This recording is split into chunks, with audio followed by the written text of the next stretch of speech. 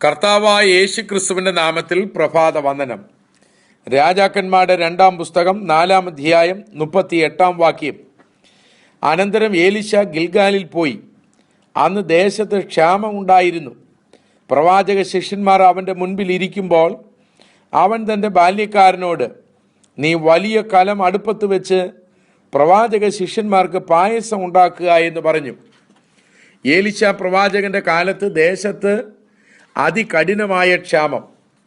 ഗിൽഗാലിലെ പ്രവാചക ശിഷ്യന്മാർ തൻ്റെ അടുക്കൽ ഇരിക്കുമ്പോൾ വലിയ കലം അടുപ്പത്ത് വെച്ച് പായസം ഉണ്ടാക്കുവാൻ ബാല്യക്കാരന് നിർദ്ദേശം കൊടുത്തു. പ്രധാന ഭക്ഷണത്തിന് ശേഷമാണ് സാധാരണയായി പായസം കൊടുക്കാറുള്ളത്. ഇവിടെ ഇതാ പ്രധാന ഭക്ഷണമായി പായസം കൊടുക്കാൻ ക്രമീകരണം ചെയ്യുന്നു. ദൈവിക മനോഭാവം ഇതിൽ ദർശിക്കുവാൻ കഴിയും നമുക്ക്.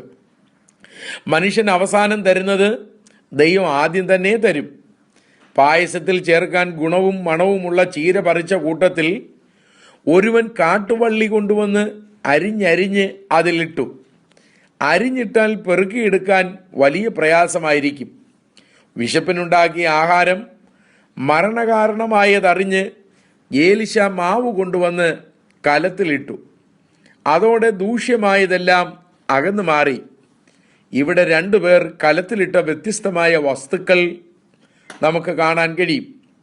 ഒരാൾ കലത്തിൽ കൊണ്ടിട്ടത് വള്ളിക്കെട്ട്, മറ്റൊരാൾ മാവ്. നാം പ്രശ്നം സൃഷ്ടിക്കുന്നവരായിരിക്കരുത്, പ്രശ്നം പരിഹരിക്കുന്നവരായിരിക്കണം.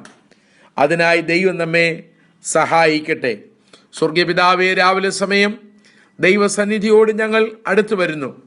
ഞങ്ങൾ നിമിത്തം മറ്റുള്ളവർക്ക് പ്രശ്നം സൃഷ്ടിക്കുന്നവരായി തീരാൻ ഒരിക്കലും ഇടയാകാതെ പ്രശ്നം പരിഹരിക്കുന്നവരായിരിക്കാൻ ഞങ്ങളെ സഹായിക്കണം. യേശു ക്രിസ്തുവിൻ നാമത്തിൽ തന്നെ.